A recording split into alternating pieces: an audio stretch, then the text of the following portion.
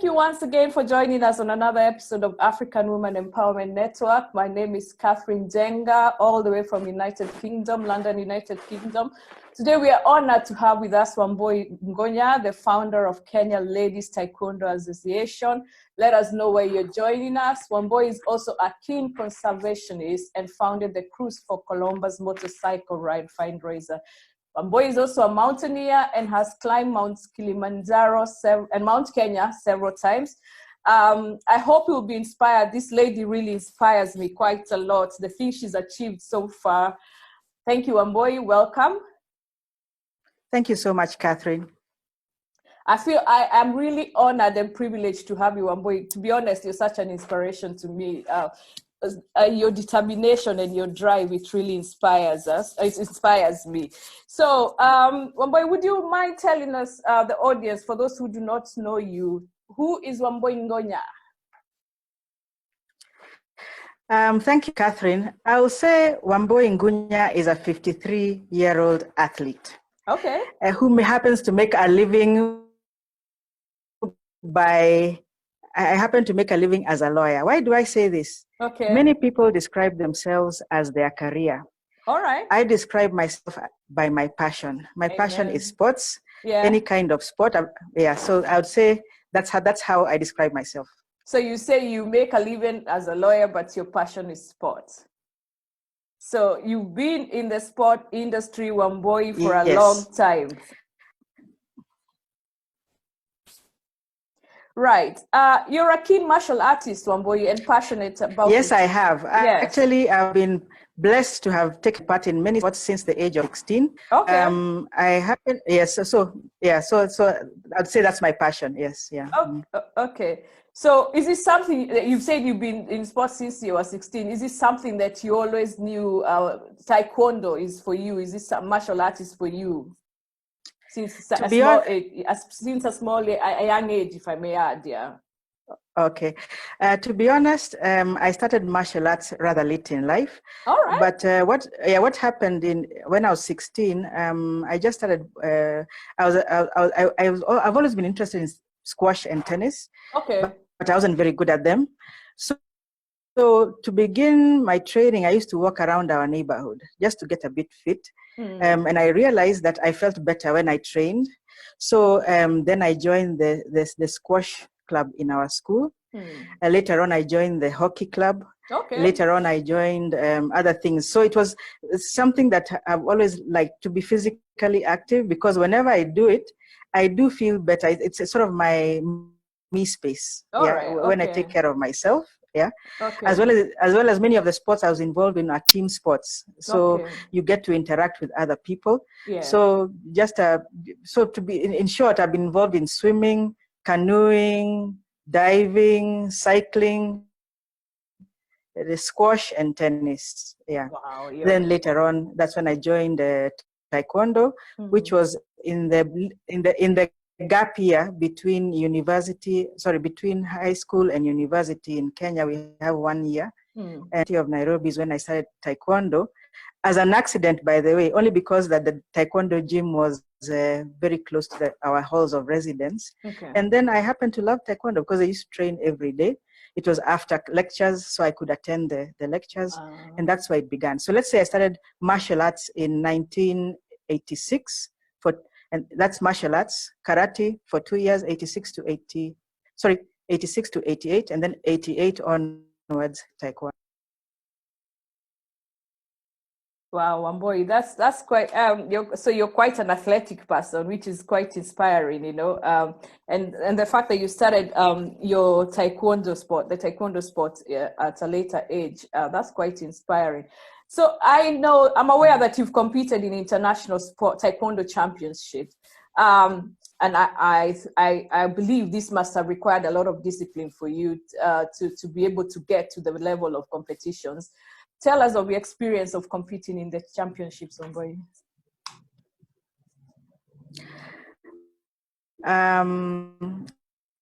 First of all, I had a couple of challenges. Like I mentioned, I started Taekwondo kind of late. Okay. And the first international competition I went for was in 1996. So I had the age factor. Many athletes by 25, they are old. I was going from 6 years after I'd finished college. Okay. So I had the challenge of age. So I had to put in 120% into the training. So let's begin with the challenge was actually the training, getting into physical condition. At the same time, I am working. So I had to train early in the morning, go to work, train again in the evening. Closer to the competition, I had to train even a third time in the middle of the day. The good thing, what worked for me is that my office was on the 4th floor and the gym was on the 5th floor, in the same building, UniAfric House. So that was an advantage. The discipline of training, you're tired, you wake up at 5:30 in the morning to go run up and down the stairs at the gym, then go for the physical exercises later in the morning, then go at lunchtime, then go in the evening. In the meantime, you still have to work. Wow. So that was a big challenge. The other thing was, of course, during that time, there are challenges of also looking for sponsorship to get tickets for us to go for the competition. At the same time, I was a team, how do you say? I was the chairperson of the organization that took us down for the international competition. So there are also the logistics to take care of. We're looking at tickets. We're looking at, there are all the logistics to be dealt with at the same time you're a participant. So those are the challenges. Now come to the competition itself. Everything was okay because now, don't forget, sometimes as the underdog, you do, you realize that you have to do 120%, as I say. Yeah. So I came out flying. Yeah. Now I remember I won my first 2 bouts with no problem, quite easily. But in my last bout, going for the gold medal, I had an opponent from Senegal by the name of Seinabu Demba. I still remember her because she was really tall. She was very tall. Yes. And I think at my tallest, I'm 165 centimeters tall. So I'm 5 feet 4 inches about. Wow. And she could have been at easily 6. Yeah. Okay. So of course there your heart is beating. So we go for the first round. It's 3-minute rounds. 3-minute rounds. Yeah. Yeah. I'm physically fit. I am strong. I've done but the thing is, her reach, her arms were longer, her legs were longer. So I tried to attack. She keeps me away. So she won the first round. She won the second round. Now, third round, I said, Wambui, here we're going into overdrive. Yeah. All I did, once the round started, I moved in because I knew I'm short. Okay. She cannot attack me if I'm inside. So what I did is just 2 punches and a kick. 2 punches and a kick to her midsection because I can't reach her head. Yeah? Okay. And I did that like an automaton, 1, 2, 1, 1, 2, 3, very quickly, 1, 2, 3, 1, 2, 3, 1, 2, 3. The next thing I saw, she was on the ground. Oh, yeah? Wow. And I won. Wow. Yeah. Remember, she was ahead in the first 2 rounds. Yeah. So what did I learn from that? Yeah. For me, sometimes you just have to change tack in order to get an advantage. That last round, I realized what I was doing before was not working. She has an advantage of height and reach. Yeah. And here I am, when I try to go in, she just pushes me away with her long leg. Yeah. So what I did is moved in, did not leave from there. Yeah. And it worked. My stamina, all those months of training worked because I was able to do repeated attack without giving her space to breathe. She sat down and I won. Oh, wow. So I guess what I said, for me, I've learned sometimes the way you think a game will work out or the way life will work out may not work the way you've gone, the way you've charted your course. Sometimes you may need to just change things a bit and you'll still get there. So that's what, it went well, but it didn't quite go the way I wanted, but it worked out okay. By the way, I just happened to have that medal here. Oh, because I knew we were having this. Yeah. So this is what I fought for in 1996. Yeah. And this keeps me going. And sometimes everybody has down times. Yeah. When I think I'm having a bit of a low day, I look at it and say, you know what? If I could do it, I can do it again. You Yeah. can do it again. So I'm just wondering, in that Yeah. session where you are, this lady is really tall and you're not even coming anywhere near her, and you in your heart, in your mind, you know what, I must get this lady. What was going through your body? You know, what was going through your body at the time?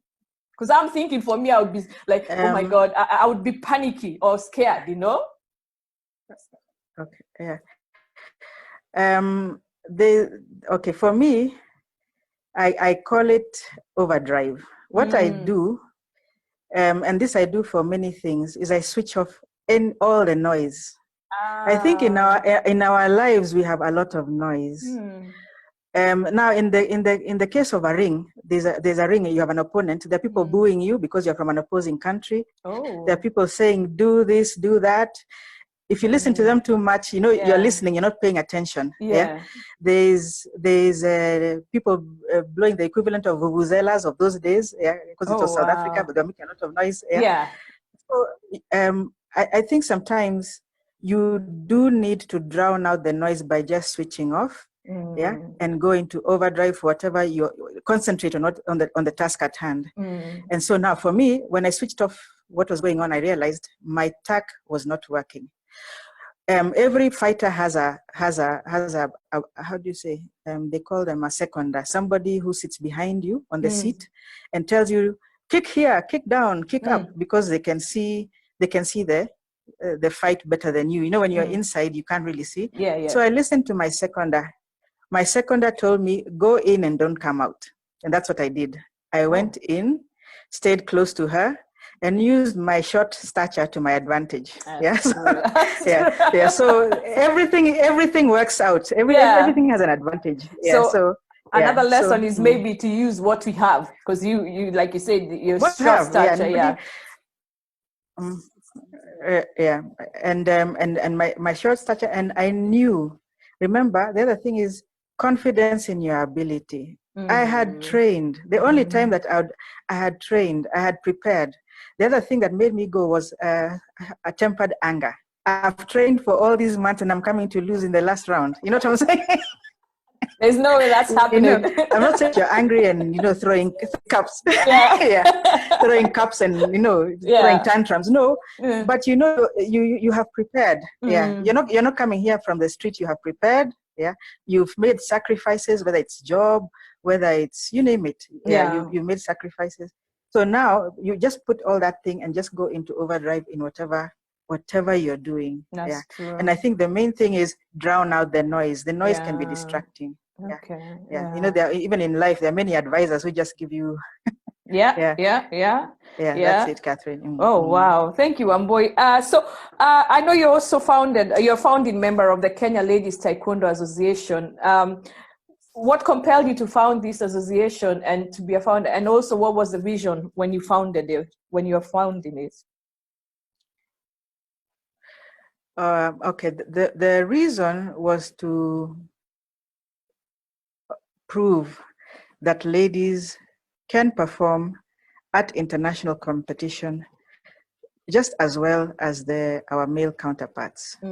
Now, there's a reason for this. It may sound very simple, but at that time, when I joined Taekwondo in 1988, there were a few black belt ladies, and a couple of them were a lady called Zipporah Njohi and Anne Musumba.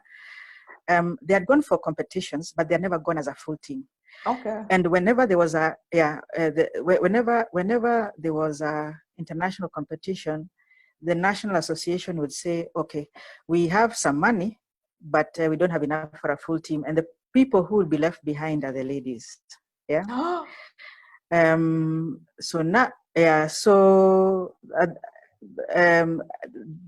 And it's an interesting mindset at that time that perhaps the ladies may not come back with a medal. That was the argument. There was a higher chance of the men coming back with a medal. So in 1995, I became a black belt in 1980. I got my first dan black belt, I think in 1980. 87 or 88. Okay. So in I'm now a third dan black belt. Yeah. Wow. So so I got my third dan in 2014. Okay. A few years. So so within black belt there are also grades. So now I'm a third dan black belt, and if I continue training, I can go up to 8th dan, but that requires a lot of training and preparation. So I'll just stay where I am. Anyway, back to my story. Yeah. I digress. 1995, a few ladies and we met. One of them is Zipporah Wanjohi, I've just mentioned, Rose Dunge, Terry Monari, and others. And we said, let's form an association to raise funds so that we can go for an international competition next year, 1996. We met in 95, the competition in 1996. Because if we continue like this, we shall never go for any competition. Yeah, that's true. So we formed an association. I was the first chairperson, Zipporah Wanjohi, secretary, Rose Dunge, competition secretary, Terry Monari, treasurer. And then we had our members. We registered at the society's registry, and we started from there. Once we were registered, we started training. We talked to the National Association, Kenya Taekwondo Association. We were training on the 5th floor at Uniafric House, Koinange Street, Nairobi. Yeah. Our coaches were two men, one from the military, Pronto Maina, and a gentleman called Ernest Olayo. They were our trainers. And then Terry Monari, who was our treasurer, dubbed as the chaperone to make sure that the ladies have food, because we are from different backgrounds. Yeah. We are from the military, civilian, you name it. Okay. We started training and we were serious. Like I said, the morning, those of us who aren't working, rest a little bit, start again at 9 o'clock. Those who are working come again in the afternoon and in the evening. Wow. And we provided lunch. In a very short time, even our male counterparts who are chosen as a team joined us because they could see we were being serious. And also, of course, the food is an attraction. Because you can't train on an empty stomach. So that's true. I'm losing you, Wambui.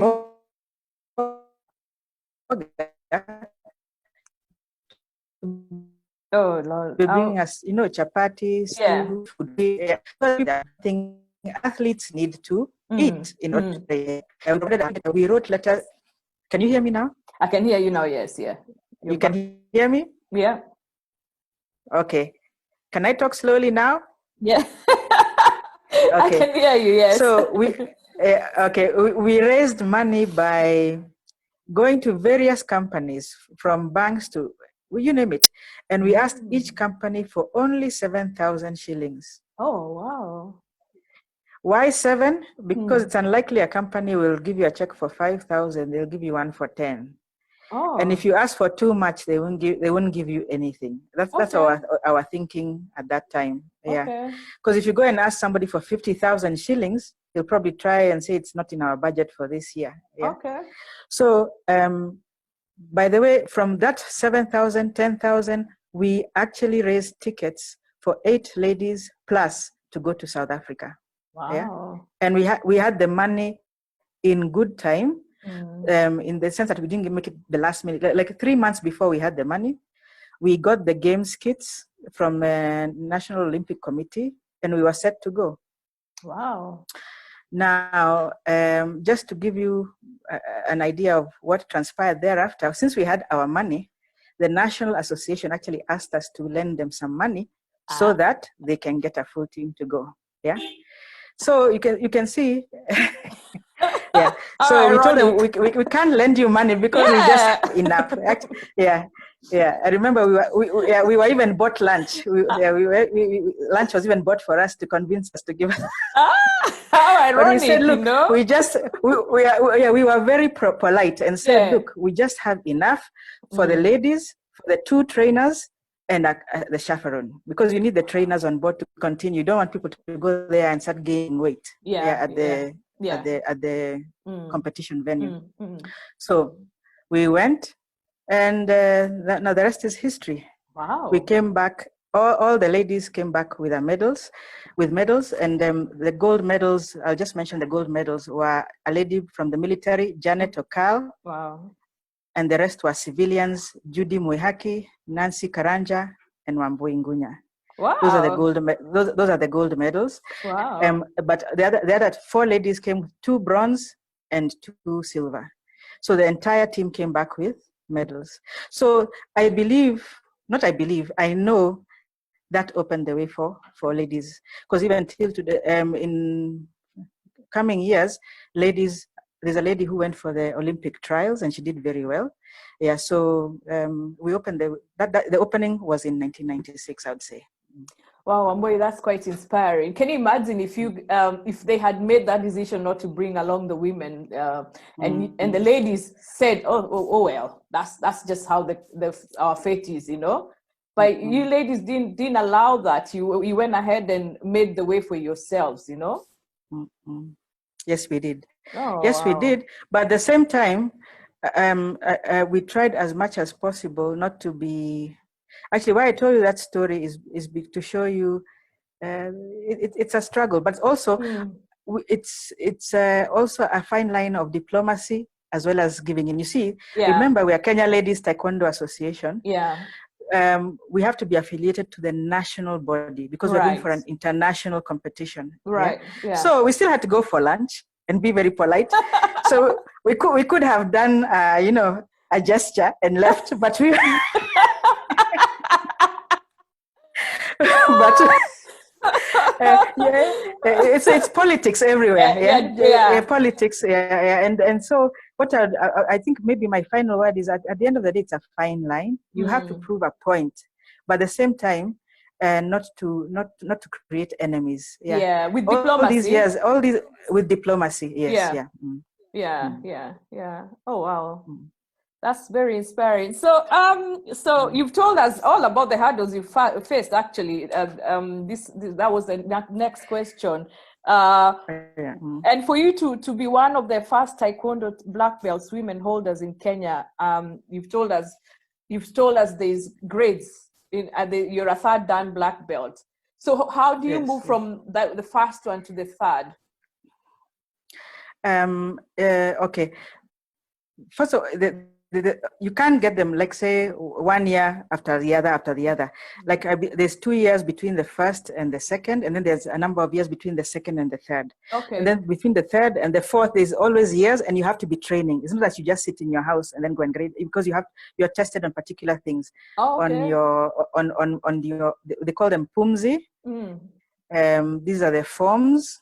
What you see, katas in karate, the forms, breaking techniques, your fitness and things like that. There's actually a syllabus, and so I think also why there's so much space is to see whether you're interested. You might be interested in just getting the belts to be a commercial teacher or something like that. But if there's time in between, then you're serious, you're dedicated to the art. So between my 1st dan and 3rd dan, I said that the 1st dan was 1987 there. I got my 3rd dan in 2014. Yeah, that shows you the time gap. Okay. But also I took longer because for a while I was working outside Kenya, so I took a bit longer to get that one. Okay. But I'm still, and God willing, I will get my 4th dan at some point. I'm still trying to do some practice. Pole. Yeah. Oh wow. Very inspiring, Wambui. Thank you, audience, once again for joining us today. We are honored and privileged. I feel honored and privileged to have with us Wambui Ngunya, founding member of Kenya Ladies Taekwondo Association. And she's I'm finding her very inspiring, the things she's done, the things she's overcome. Wambui, how would you tell us, how has the sport changed over time for women? Okay, right now I must say it's much better. Last year in 2019, we had ladies go to Egypt for international competition. Some of them are coaches. Yeah, I'll mention one by the name of Caroline Kehurani. She went there as a coach. Yeah, we have a few 4th dan black belts. Yeah. Military, civilian. It's changed quite a bit, and they are going as part of the national team. There's no the ladies or the men. No, It's changed quite a bit. Okay. Yeah, we have international referee. I can mention one by the name of Kitala. Yeah, Jane Kitala, and so it's. And by international referee means that she can go anywhere. If there's an international competition, yeah, she can be called. So I'll say that it's changed a lot. And I must say this is not because of Kenya Ladies Association by itself. People have made an effort. They've seen, we can do it. They've proved themselves. Oh, well done. You also founded a Taekwondo Youth Club in Diani. Do you have any advice for anyone, especially the ladies who are interested in the sport? And why did you form this Taekwondo Youth Club? Okay, let me start with the youth club first, then I'll advise the ladies. Yeah. Because the youth club I moved to Diani about 4 years ago, March 2016. All right. Yes, that is my home base. I work from there. So like I said, I've always been involved in sport, and I realized that we didn't have a gym where I stay. So I talked to a local instructor by the name of Joseph Otra. He was training some people at the showground at Ukunda. Now the showground is at that time was just a room without a roof, which is used like a kitchen. So when it rains, you can't train. So we looked for another premises because the idea was these youth, let's see whether we can bring them to Taekwondo, because the tenets of Taekwondo are concentration, dedication, discipline, and physical fitness. Okay. If we can get them disciplined, maybe we can get them jobs, because there are lots of people without jobs, young people without jobs. But first, we had to make sure they are disciplined. You don't want to send somebody to an employer and then they are stealing or they are dirty or something like that. Yeah. So we bring them to the gym. The gym has got rules: no alcohol or drugs. You must be clean. If the instructor tells you clean the gym, clean the gym. Oh. Yeah. So after a while, these youth would ask various companies or individuals in Ukunda if they can give them an internship. And we are thankful to people like DM Tours, Colobus Conservation, and others who gave some of these youths internships, and some of them got employed. Yeah. So the idea was get the youth engaged in something. Yeah. And if they are employable, get them jobs. So I'm happy to say it's working. Like 3 of the youth are employed at the gym as instructors. Okay. We have one who's just joined a teacher's training college in Kericho. He wants to be a physics and geography teacher. We have one working as almost like the PA to the manager there at DM Tours. So there are others. We have some who are in the security services like G4S. Yeah, they work as security guards. So it's working. The other aspect of that is that we have young kids who, unfortunately, the parents could not afford to take the kids to school. So we look for sponsors to take those kids to school. Wow. Lastly, but perhaps most important, Joseph and Otekera and I, the idea was the youth would take over the running of this gym. Okay. So I trained somebody by the name of Muja to be the treasurer. I was the treasurer. Last year, Muja took over as treasurer, and he's doing a good job. Okay. So because I think the buy-in, that's the word, buy-in. You have to get the youth to buy into the project. If they see people who are 53 running a youth project, it doesn't quite work. So yeah, so there's got to be diversity. Youth I think stops at about 29. So anyway, wow. That said, I remain as a mentor. Even now I'm involved. Even this week I've been involved.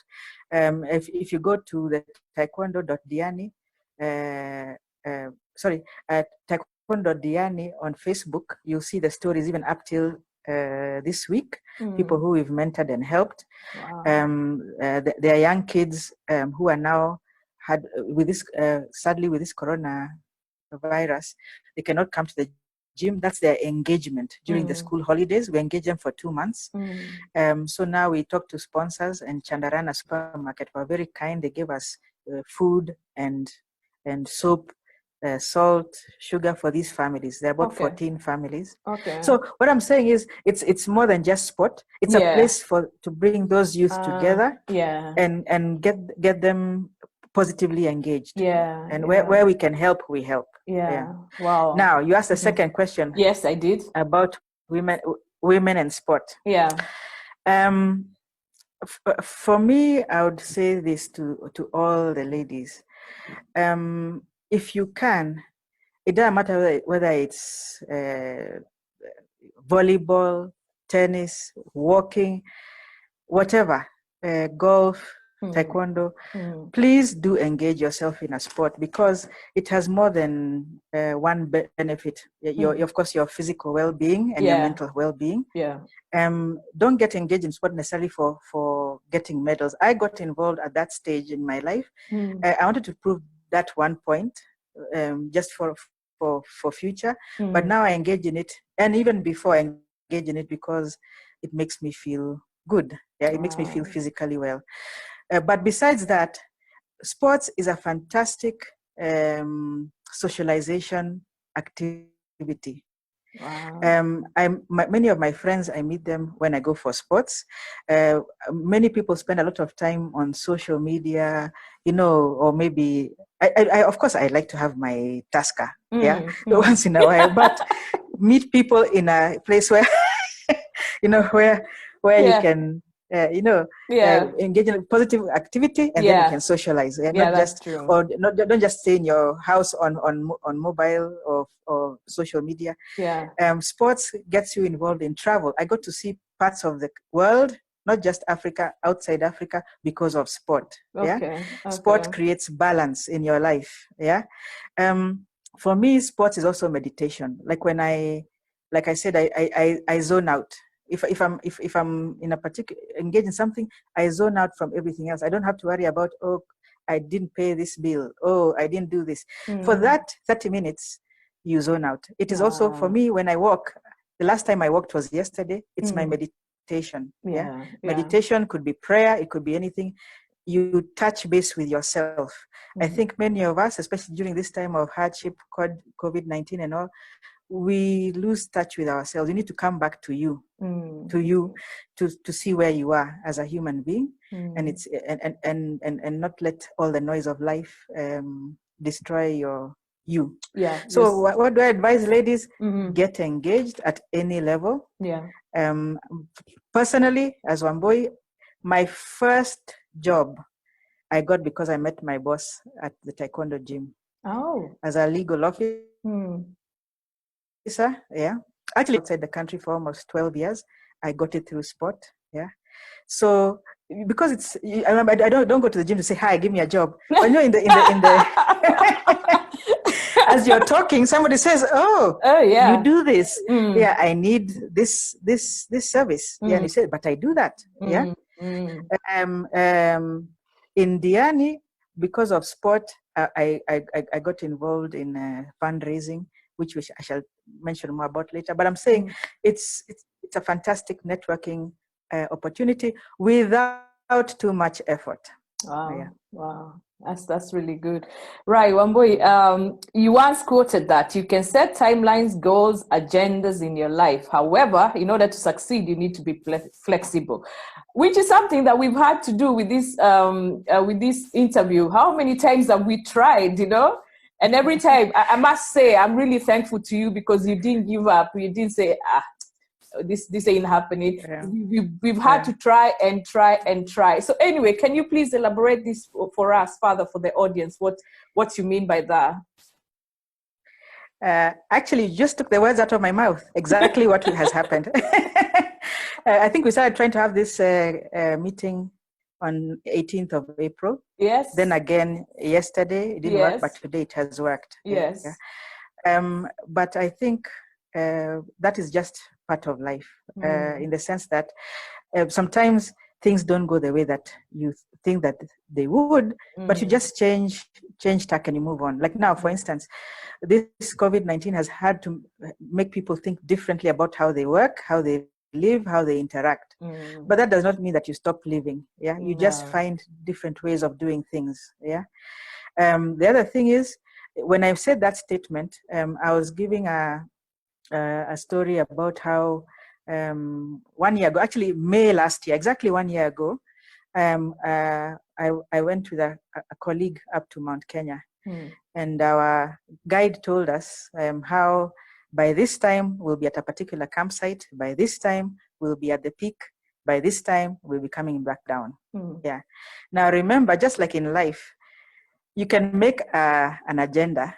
Yeah, tomorrow I'm going for this meeting here, but something will happen. Your car breaks down, or it rains, or the bridge goes out. If you've been reading the news, we have a couple of bridges that have gone out sadly because of heavy rains. Actually, many bridges. Yeah, but anyway, my point being, you can make the plan. You start, but something comes along the way. In our case, on the mountain last year, it had been very dry. So if you remember your geography, scree, the loose stones, was very loose. Okay. Yeah. So and it's a steep hike. The last day to the summit.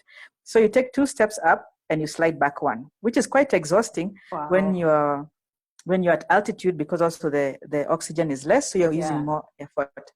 So a hike that should have taken 3 hours ended up taking about 4.5 or 5 hours. We still made it to the summit, but we had to adjust ourselves. Okay, we're not making it for sunrise. I guess we'll just continue and see the summit at 9 o'clock in the morning. We did make it. We saw a fantastic view from the summit. So the advantage of getting up there late was that it was warmer, the sun was out, we could spend more time on the summit, and we had a fantastic view, which sadly we could not have seen if we had gone there earlier, because it's not yet sunrise. So there are advantages to changing your plan. Now, coming back down, instead of coming back down in the given time, my colleague was a little tired, so we had to come down slowly. And instead of now being back in camp, let's say by 4 in the afternoon, we were reaching the last campsite at 11 p.m. at night. Fortunately, we had a very good guide. And as luck would have it, it was a full moon. It was beautiful. Yeah. So again, we had to shift our mindset. We could have been like, oh, what is this? We're working at night. Let's stop here and camp here and make a lot of noise for our guides and porters and all that kind of thing. But no, you just change. Yes, you do have to get down there. You cannot sleep here in the darkness, in the cold, and you just change and you move on and you'll get there. So I guess the main thing is you do have to be flexible. I don't say that lose sight of your goal. No, your goal will still stay there, but you may have to jump over some obstacles, go around, go under, and take your time, and you'll get there. Keep the vision.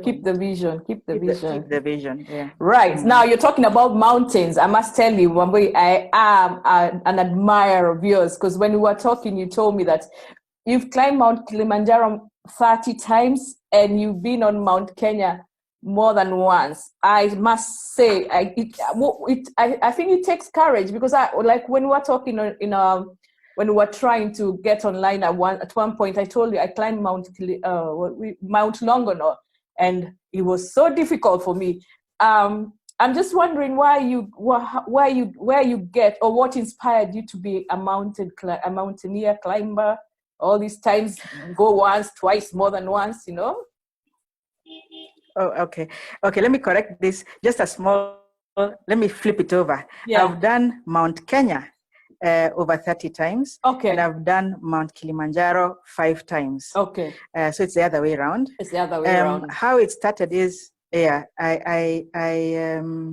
was lucky enough to attend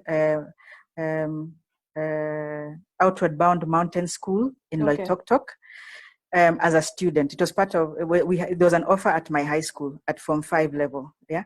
So we went for 3 weeks. Part of the lessons was orienteering, teamwork, geography, you name it. Then of course, physical fitness. Yeah. And the last test was climbing Mount Kilimanjaro at that time. Okay. from the Loitoktok side. And I fell in love with it. So when I finished high school and I went to university, whenever there would be, I did an instructor's course at Loitoktok, and I would take courses, professional development courses whenever I was on holiday. And so I would climb either Mount Kilimanjaro, no, mostly Mount Kenya. So at least once a year, I do Mount Kenya. Wow. And then when I stopped, I started now doing it for myself with friends. Over Easter, we'd go, maybe some friends would want to go up the mountain. I would organize with a guide and porter over there, and we'd go just for the sake of going up the mountain. Later on, I started going with only a guide because that is my meditation. I used to do it in December just to take a recap of the year. So I'd go with a guide where you don't have to talk too much. You introspect for 4 days, yeah? So, so instead of cachering in a forest, you go up the mountain. I go up the mountain. And believe you me, you have plenty of time to think of how the year went, yeah? And see how to change things. But for some reason, I couldn't make it December 2017, so I went mid-2018, May. And a friend asked me to come along and said he wouldn't talk to me. I promise I won't talk to you. You can still meditate. So we went. Anyway, the point being, I go every year for my own therapy, yeah? Wow. Like I said, I believe introspection is important, yeah? Just to think, again, on the mountain, half the time the cell phone doesn't work. Yeah, it only works in particular spots. So you don't have to worry about interruption. You have time to be very hard on yourself on things that perhaps you try to gloss over when you have the time to gloss over, and then move on. So for me, it's like being closer to myself, rather. Yeah. Wow, Wambui, when I tell you inspire me, you sure do inspire me, you know. I really admire. Can you imagine going up that mountain and that's your meditation? And for me, what I'm thinking is that, this is steep. This is steep. You still think that, but you know, you can only kick yourself. You took yourself up there. So wow. So you're a lady that wears many hats, Wambui, and one of the things that you do is you advocate for the conservation of the colobus monkey. Please tell us where your inspiration comes from.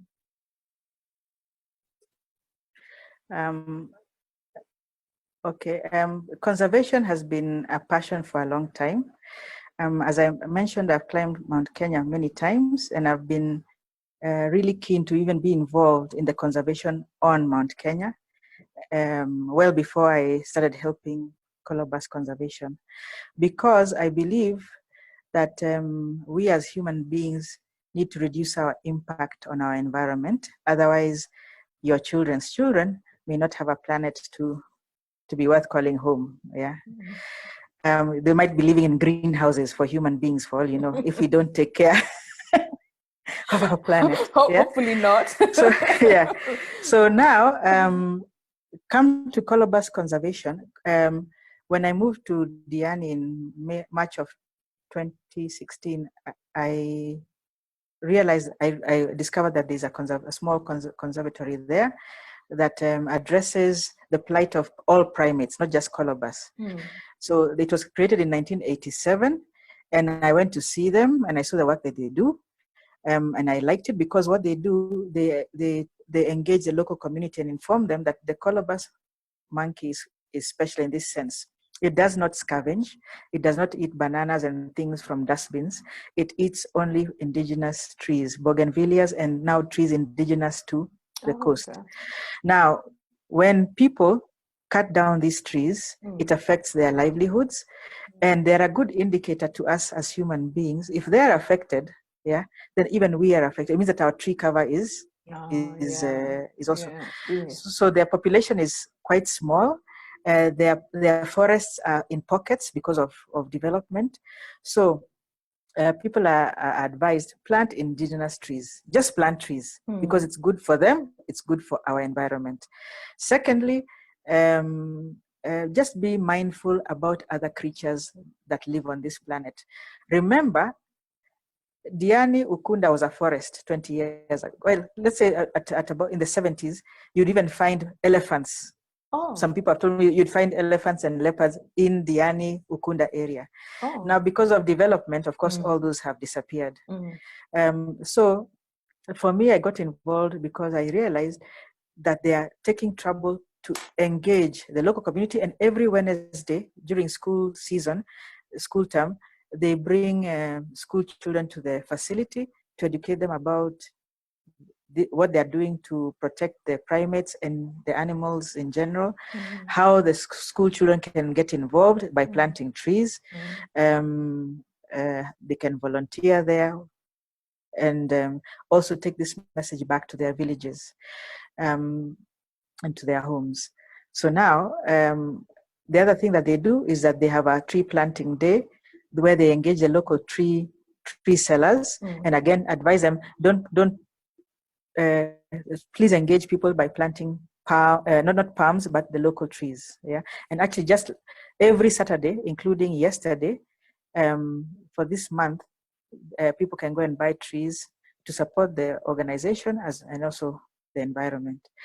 So now, about 2017, I thought to engage a different kind of demographic, why not try this riding motorbike from Nairobi to Mombasa? Because people who ride motorbikes also like to see see the country and everything. And maybe they might be interested. So Cruise for Calabar started in 2017, the first one. It was from Nairobi to Mombasa, and I rode in that one. And it was quite successful. Some people were a bit concerned because of riding on the highway. We used a public holiday. Last year we didn't do one, but we did one in 2018, again from Nairobi to Mombasa. But this year, during our meeting in 2019, we decided to do it within Kwale County. Why? To engage Kwale residents more, and also to remove that risk factor for people who are afraid of going up and down the highway. Yeah. And I must say it was a good idea because it was very successful. We had boda riders. We had riders from Mombasa, Tanzania, and Nairobi. And you might ask why we engage boda riders. They're the ones who carry everyday citizens in Ukunda, as well as, and so we educate them about conservation and about tree planting, and about also talking to their customers about not throwing things all over the road or as they're being carried. Yeah. And during this ride in Ukunda, we had a vehicle parked in a place called Kinango, which was halfway along the ride, where Calabar staff were giving out flyers and giving, small talks to residents about tree planting and, not damaging the environment by littering and everything.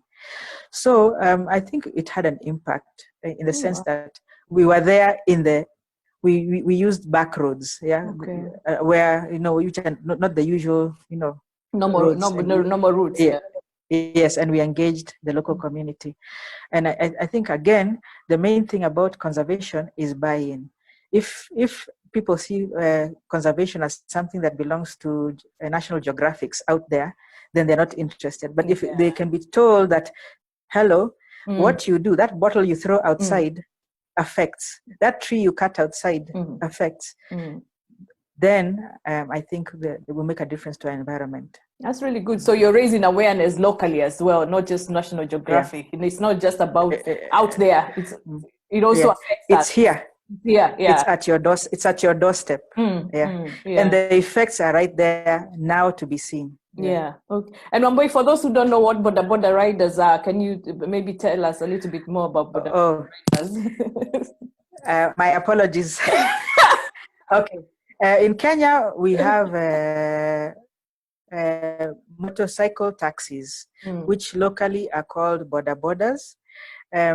So like now at the coast, they're very popular because they're a cheap way of getting around.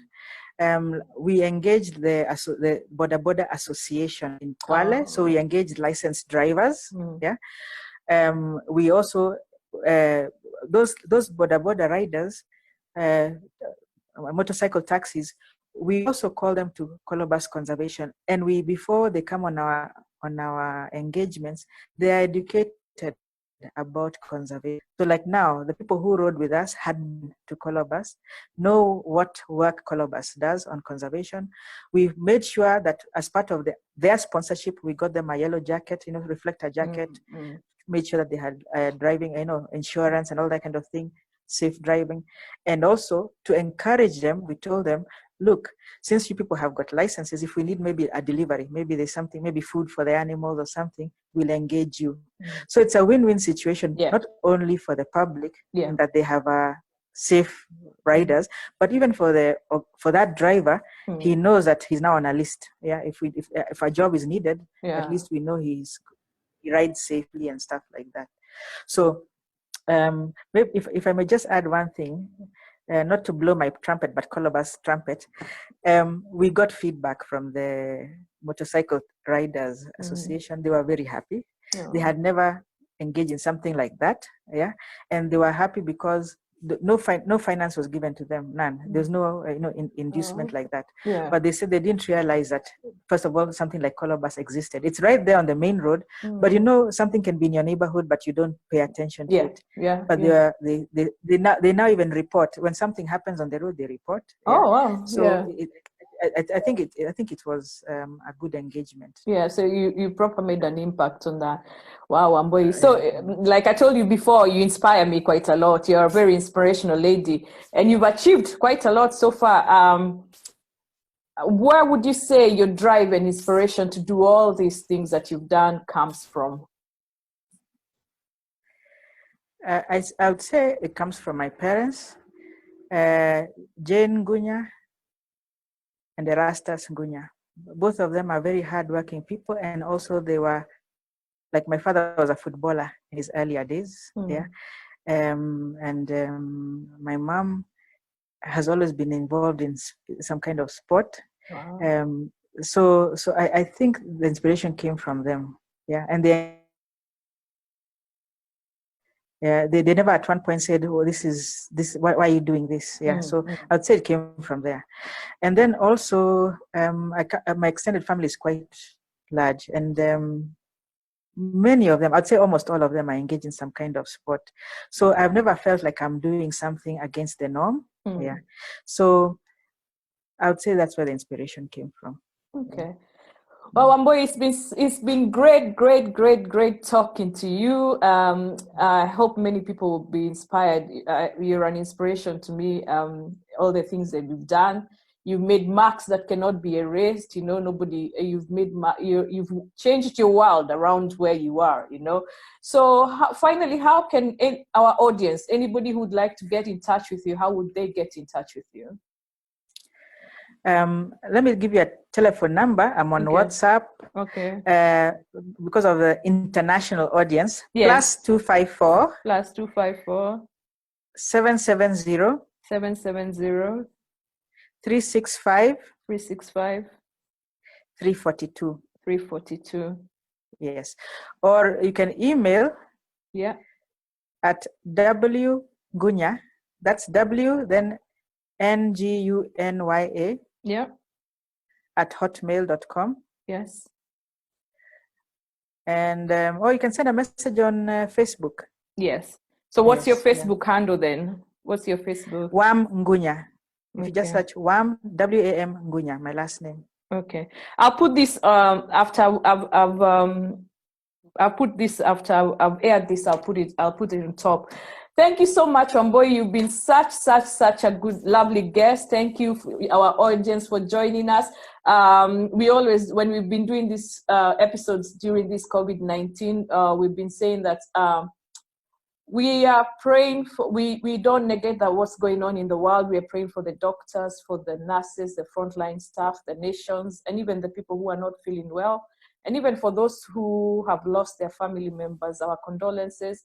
And if you need bereavement counseling, please go and find some. There's no shame in your pain.